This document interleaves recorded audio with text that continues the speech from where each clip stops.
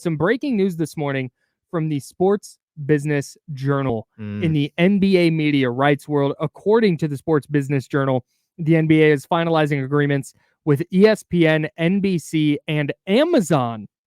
Those agreements total well over $7 billion yearly for media rights. That's expected to be finalized this week. Man, that is insane. That's a lot of money. That is so much cash. So it'll be on ESPN, NBC, and then there will be games streaming on Amazon. And I think it's really interesting with the whole move to streaming, because we saw this last year. Well, the first we really saw it was Thursday Night Football, right? And I know that there are people who are going to say soccer's been on apps forever. I get it. But with the major sports in the U.S., the NFL went to Thursday Night Football on Prime, and then they streamed a playoff game on Peacock.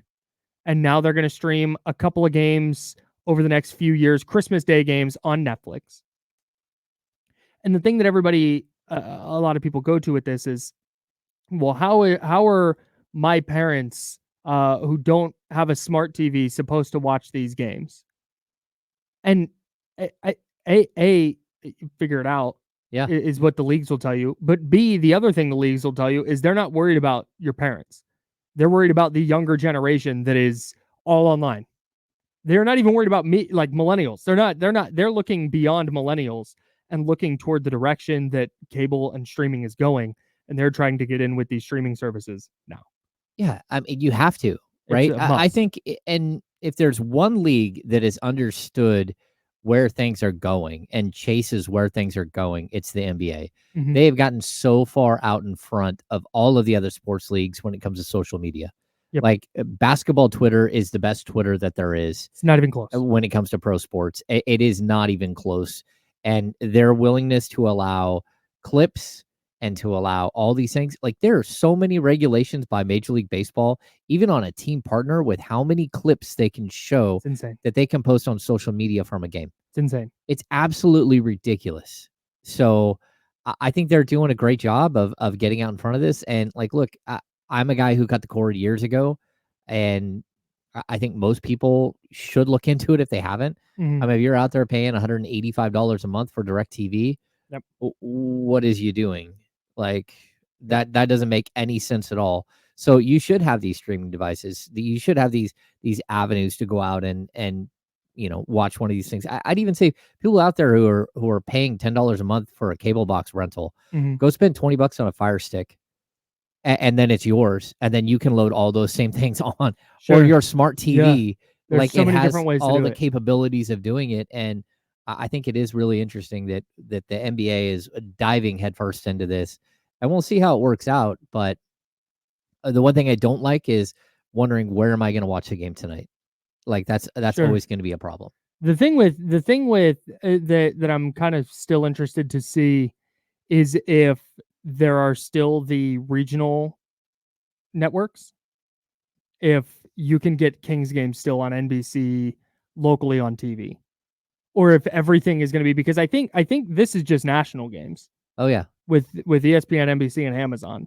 So maybe if you want to watch Suns Clippers on a Thursday night, you might have to go to Amazon. Yeah. And I'm also interested to see, Warren brings this up in the chat, is you don't have to have the subscription. At least for Thursday Night Football, you don't have to be subscribed to Amazon Prime Video to watch Thursday Night Football. But you do have to have the product downloaded. Correct. You do have to download the app and go to the app. Yes. So I think that this is just gonna, like, people are gonna be forced to adapt. Like that's kind of the long and short of it. Yeah, I totally agree. And like, look, they're still gonna have your regional networks. I mean, like NBC Sports Bay Area still will cover the Warriors, and NBC Sports California will still have the Sacramento Kings. So the regional, I'm intrigued to see how, because TNT games can't be played on both, right? But and I think ESPN games can't either, but NBA TV. Yeah, go ahead.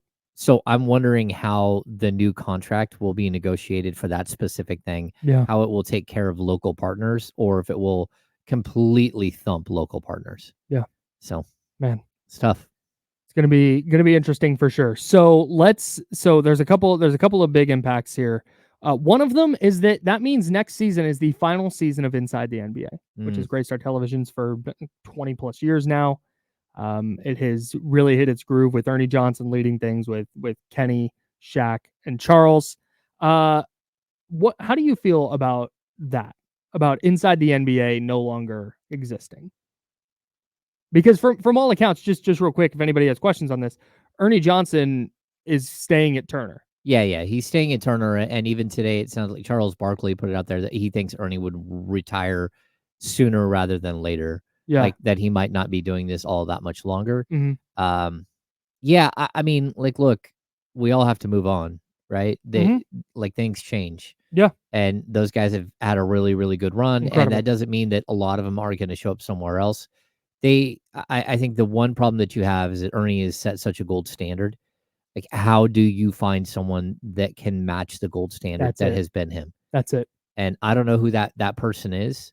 You know, there are a lot of good hosts right now, but like matching what Ernie Johnson is and how he makes everyone better, but also sort of controls traffic and then is always a voice of reason. Mhm. That's not an easy thing to do. And I'm intrigued. I'm intrigued to see what it means for, some of these up and comers that I think, again, like Malika Andrews is like spectacular. Yeah. Like, I mean, like who gets the call and Mhm. to develop one of these shows. Yeah. And I don't know who it is. Yeah, that's the thing is inside the NBA in itself is I think just a super impactful show in terms of how people have consumed the NBA.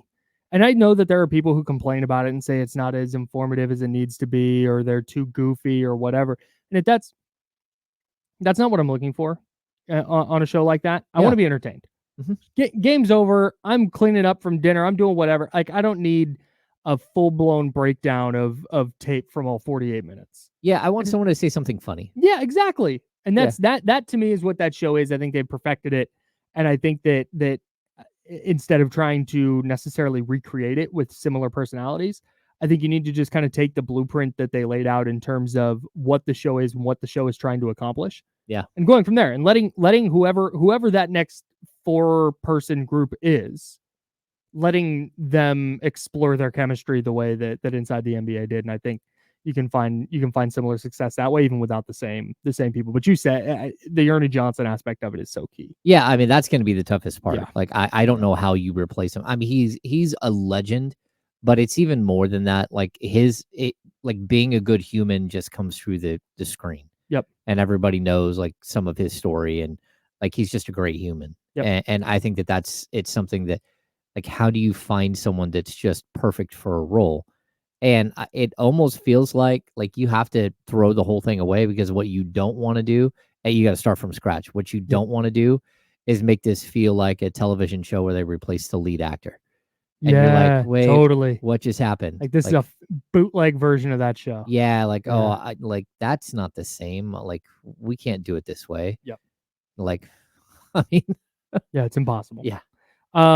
Last thing on this, and then we'll get into the Celtics 133-128 overtime win last night over the Pacers. And of course, we'll have some Kings offseason stuff for you as well. Keith Smith from Spotrac tweeted this out today.